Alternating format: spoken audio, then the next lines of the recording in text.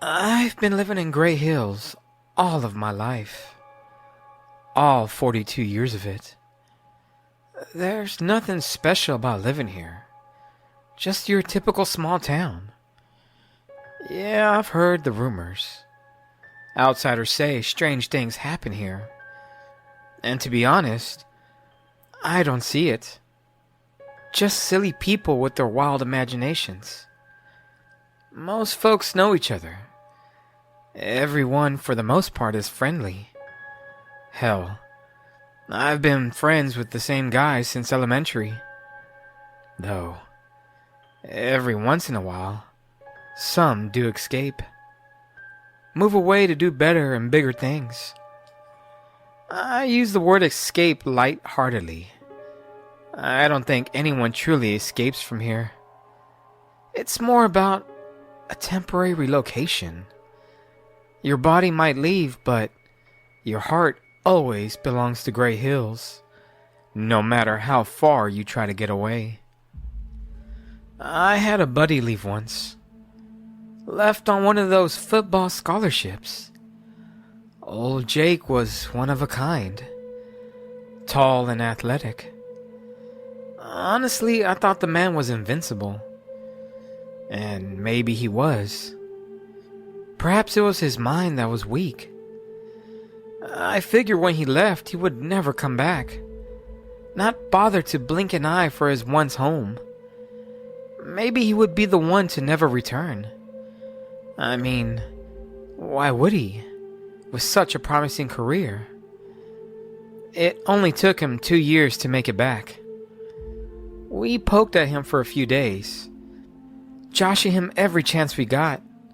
But it was clear Jake came back very different.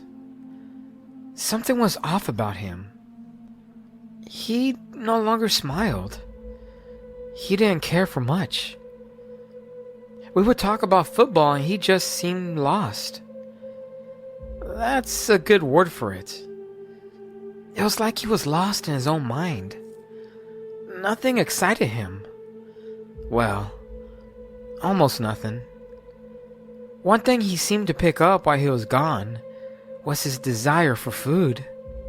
The man before leaving was a tank of a person. And I remember seeing Jake scarf down 2 large pizzas easily. But after returning, his hunger seemed to be limitless. He was always eating. Didn't matter what it was. You handed him any type of food, and he would indulge. The funny thing was, it didn't seem as if he was enjoying the food, just consuming it without thought. My other friends didn't think much about it. They just assumed he took one too many to the noggin. After all, Jake never told us why he came back. Maybe there was something out there that he didn't like. In their world. I couldn't accept it. I needed to know why he was different. I asked him numerous times what was wrong with him, and he told me he didn't know. I pleaded with him to go see the doc. Get checked out. Maybe it was a bug. He never listened to me. Instead, Jake fell further into his lunacy, sheltering away in his parents' basement. He couldn't find a job that would hire him. They thought of him as being disabled. And soon the town slowly forgot about the once rising star, the pride of Gray Hills. And eventually, like some faded photo, he vanished. No one knows where he went. Most assumed he gave it another shot at the outside world, and others had darker thoughts, thinking he ended it all, if you catch my drift. Then there were the nutcases, saying he became some type of boogeyman, roaming our streets at night, froth foaming at his mouth like some rabid dog, looking for someone to be his next meal. I personally think he couldn't take it anymore. The emptiness that overwhelmed him. right before his disappearance, he asked me if I believed in a soul. The question left me dumbfounded. I never thought of Jake as being the religious type. I told him I didn't know, that such questions were beyond my comprehension. This might be the only time I saw a bit of emotion form on his face after returning. It wasn't one that was clear. At first, it looked like sadness, but upon further reflection, I came to realize it was more of trepidation.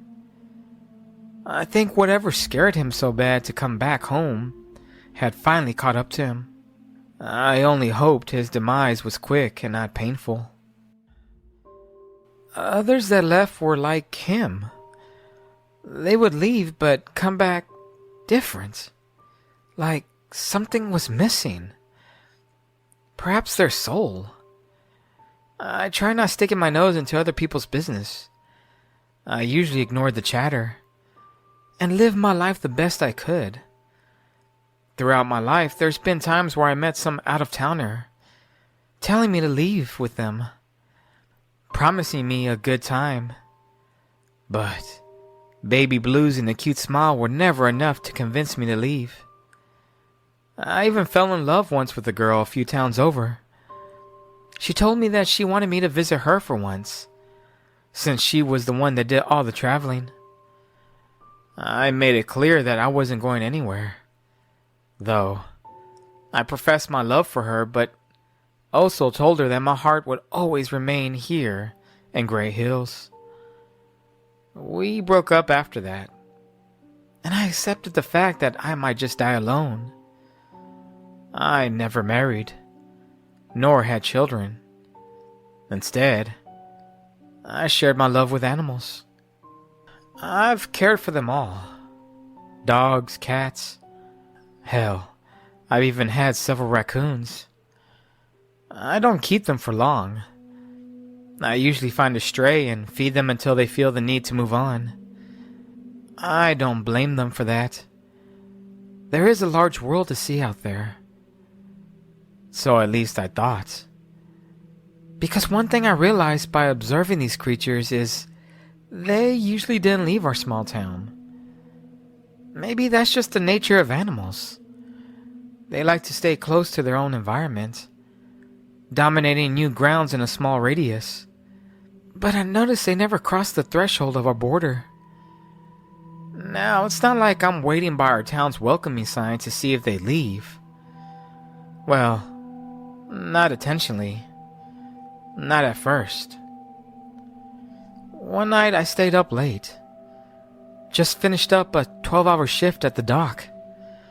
The smell of fish engulfed my small house, and I felt too defeated to even shower. So, I decided to knock back a few. I first started with the six-pack that had been in my fridge for far too long. And then, I moved on to whiskey. By the time I was all out, I realized it was past selling hours. Here, we stopped selling alcohol at midnight. And unless you want some of Ricky's cheap moonshine, you have to travel to the town over where they stop selling at 2 a.m. I felt ambitious. More vigor in my blood than usual. Perhaps it was the whiskey. Either way, I somehow convinced myself to finally leave. I drove the 5 minutes that was required to leave the border. But right before I crossed, the thought of Jake flooded my mind. It was the darndest thing. I haven't thought about him in years. I slammed on the brakes and swerved my old Pontiac off to the side into a ditch, barely missing the threshold. I panted while my heart fell into my stomach. I looked around the darkened tree line and thought that was a close one. That's when in my peripheral I noticed the small animal. More specifically, a cat. It came sniffing around, clawing its paws at the dirt like if it was looking for something. At first, I thought it was picking up the scent from the burnt tire marks. But it didn't take long to realize it was smelling the borderline. Almost the exact line. The small creature sniffed and groaned, like if it was trying to figure out if there were a predator nearby. My vision seeped into the shadows, slithering through the darkness, and my senses heightened to a level that I didn't think was possible. I almost felt as if I was the darn critter myself. The feline crept closer, its paw teetering almost over the line, it about to cross. It then yelped out with dread, its meows triggering a primitive emotion that I couldn't explain. That's when I got out of the car and scared it away. I stood there for several minutes catching my breath as my mind spun into a whirl of fragmented thoughts. I looked again at the welcoming sign, its illuminated green glow causing my stomach to turn. I realized no one was welcomed, and maybe no one was allowed to leave. Either way, the event sparked something awful in my mind, making me come to think, why in the world would an animal be so apprehensive to leave? So then it dawned on me that perhaps it couldn't, or maybe shouldn't. So my observing began. I wanted to know if another animal would leave. I waited to see if another would cross. I set up a small tent right up next to the line. Hell, I even took a week off from work. The bastard's been bugging me to use my vacation time for months. So I figured, why not use it on this thought experiment? The first day was dull. I saw nothing other than the usuals leaving for their boring office jobs that were located a town over. But other than that, there was nothing eventful. It wasn't until day 3 that I contemplated the idea of giving up my endeavors.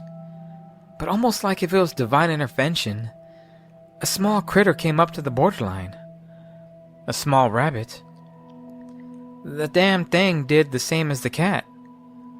Its floppy ears gyrated all over the place, trying to pick up some threat.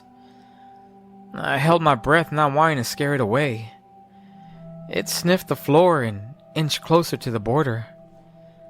Like the cat, I saw some panic in its eyes, like it was under attack, and it scurried away back into the brush, it not setting one paw across the line. This damn mystery really inundated my thoughts, and I wanted to know what the heck was going on. So I camped out for weeks on end, documenting the different occurrences. It was always the same. Small animals would sniff the line but never cross, while our traveling townsmen would leave and come back. I didn't know everyone in town, but by the time I was done camping out, the faces of who would leave were burned into my mind. It didn't take long to figure out who they were. Usually it were the richer people, the ones that had some education, people that thought they were too good for Gray Hills. It started to make sense. Those business folks always felt like they didn't belong, as if they weren't from here. And now I realized they were leaving on a daily basis. Maybe there was something to that. Whatever the hell was happening to them once they crossed the line was unknown. But whatever it was, I knew it was changing them. My little experiment left me confounded. I really didn't know what to think. Whatever the hell was happening out there wanted to get into here. They say the devil wears many masks, but more certain it wears the one that you see every day. I really don't know if whatever it is made its way in a long time ago, or perhaps it waits right on the other side of the threshold. Just maybe it wants people to leave. Perhaps that's the reason for all this bizarre talk about gray hills being mysterious. Maybe it's not us different, but them. I just want to leave it be for what it is. I have no desire to seek answers. I know that understanding these questions are none of my business. Though, someone new has just moved to Gray Hills. Someone that seems a bit off. His name is Tom. Some young fellow that just happened to wander onto our little community. Tells us how much he loves it here. He now works at the dock. Guts the fish like he's been doing it all his life. Something about the man is just too familiar. His jokes, his mannerisms.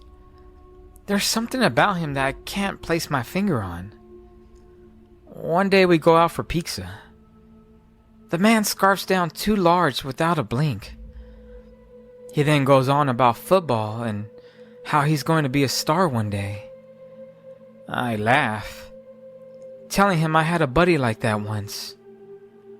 Though, my laughter soon fades as Tom turns to me with a cold, dead stare. The usual warmth that protrudes from his charm dissipates. In the moment, I felt my knees weaken. The silence that grew between us only escalated my anxiety. I honestly didn't know what to think. Perhaps he thought I was belittling his dream. I tried getting up to leave, but he then placed his hand on my shoulder. His grip was ice cold. He then stared into my eyes. I shudder, trying to look away, but I was drawn to his welcoming eyes, as if I were allured by some supernatural spell. And he tells me something that makes my skin curl. He tells me Jake is now a part of him. I stared on with little thought, trying to grasp the words of what he was saying.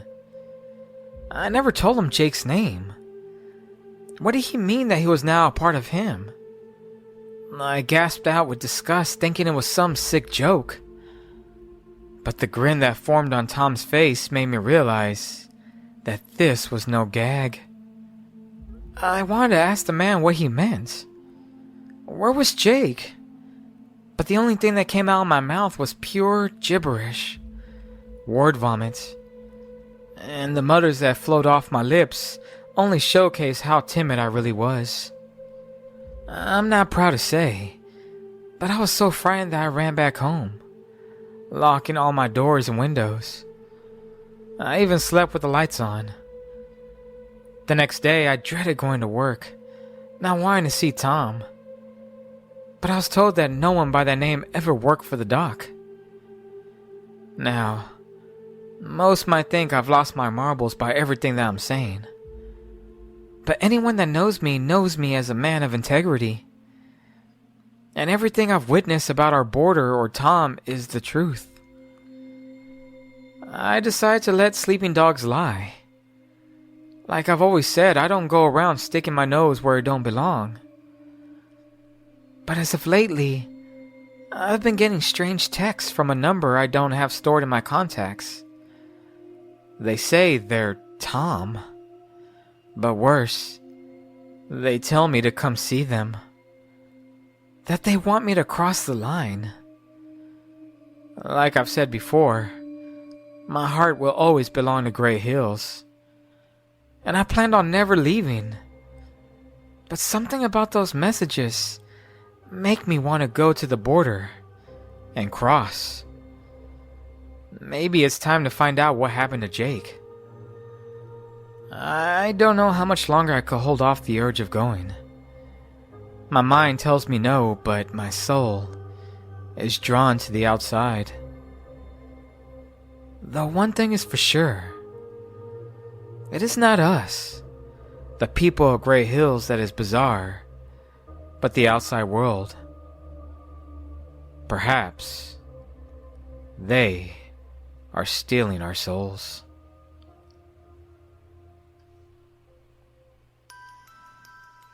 Hi guys. As usual, thank you for listening to my story. Let me know what you think. Leave a comment if you found the story a bit strange or different. And like the video and subscribe. It really helps the channel. Now, this is another story I wrote for the Gray Hills subreddit. And like I said before in my last video, I think I'm going to write more stories like that.